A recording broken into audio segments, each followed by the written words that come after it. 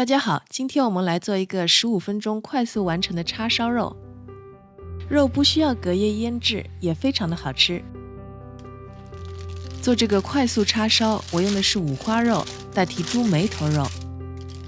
肉等一下要放到锅里煎，五花肉的肥肉多，煎出来的口感比眉头肉更加好。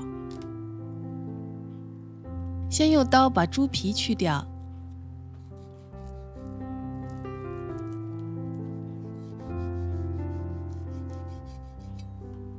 然后把肉切成1到1.5厘米的厚片，厚度尽量切得均匀，煎的时候就能一起熟。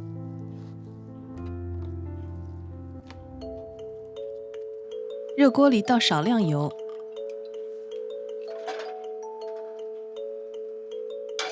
把五花肉一片片平铺在锅里，用中火煎。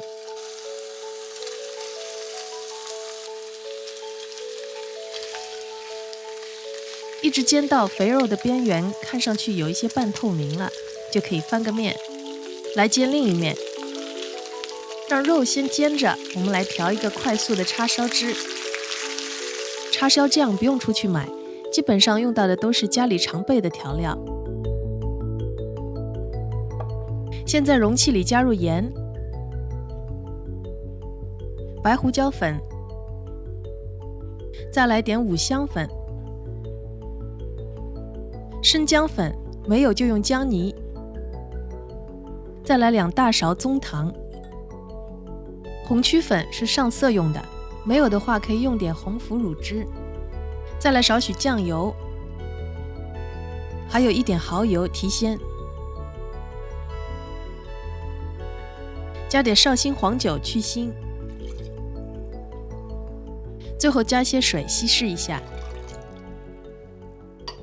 搅搅均匀，叉烧汁就调好了。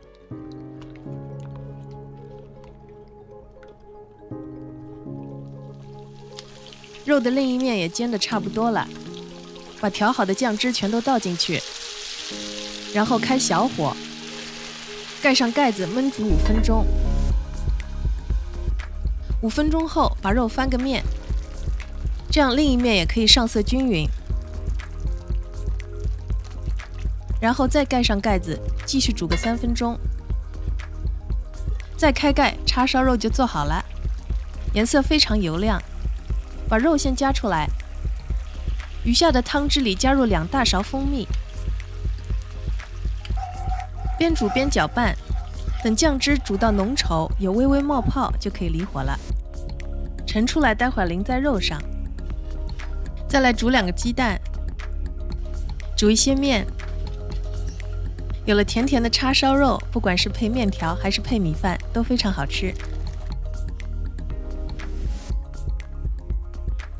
面下好，淋上芝麻油，再来烫点青菜，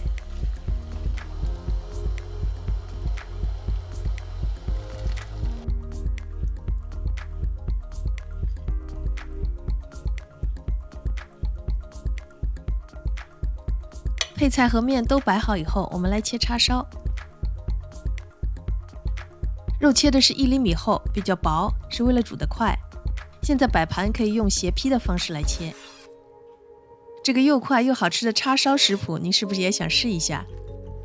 省去了腌制的时间，全程15分钟就可以搞定，口感一点也不差。